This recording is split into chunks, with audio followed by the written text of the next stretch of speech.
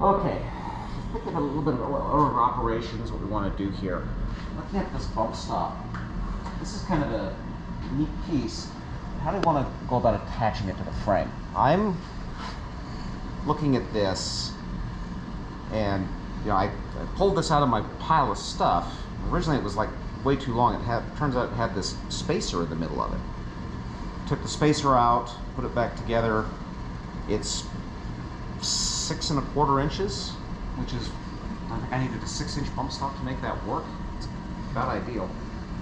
But it simply really wanted to attach using these 2 holes, and I'm not sure I really want to drill and tap the frame. That just doesn't sound, that sounds like a lot of work.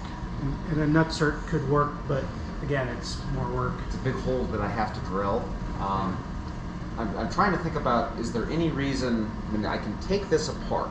There's a bolt down up in the hole here. I can take it apart.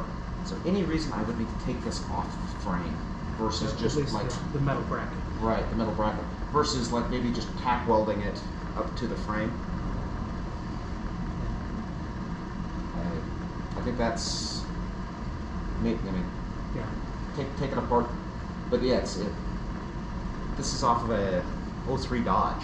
Right? Just a odd, not something I would normally think of as a Jeep part, but it's in my scrap pile. I'm not using it to make it work for this. Then again, the axle's an 02 Dodge. Well, yeah, the axle's from a Dodge. Yeah. I don't know, what do you think, Roy? Well, I think more than just tacking it in place, I think fully welding. Okay. Because it is roughly the same width, and so I think we can get in there and we can fully weld it. Yeah. Have a good solid mount, and if you look down in there, you can see the bolt that attaches it in, just comes up through here. So if these ever wear out or get damaged, it's easy to just find some replacement rubber pieces, take this off. The bracket can stay. Yeah, and it's just a 3/8 bolt, so you could take this apart, put a different piece of rubber on it. Yeah. Yeah, so I like the idea of just weld it in.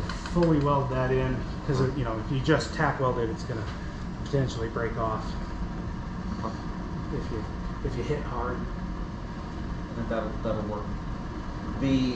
So order of operations.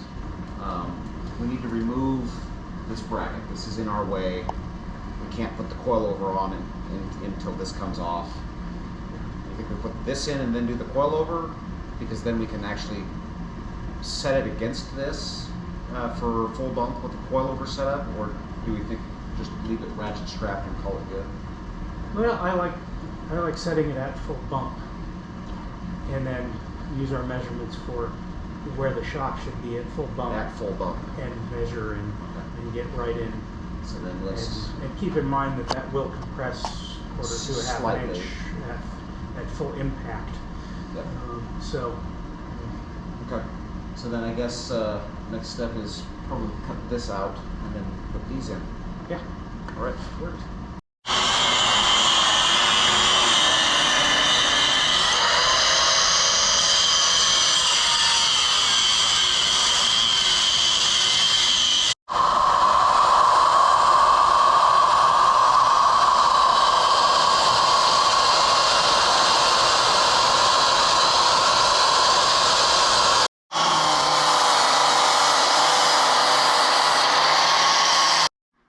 Basically, so you've got it centered into the frame?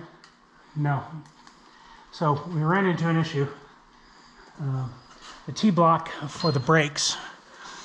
Well, first of all, the issue is it's going to hit the truss coming out this side, but it's also in the way with the bump stop here. So what we're going to do is we're going to leave the vent hose in place, but we're going to move the T-block probably up on the truss, because the T-block can be anywhere really. And then once we get all that out, then we can center in the frame a little better. So we're good.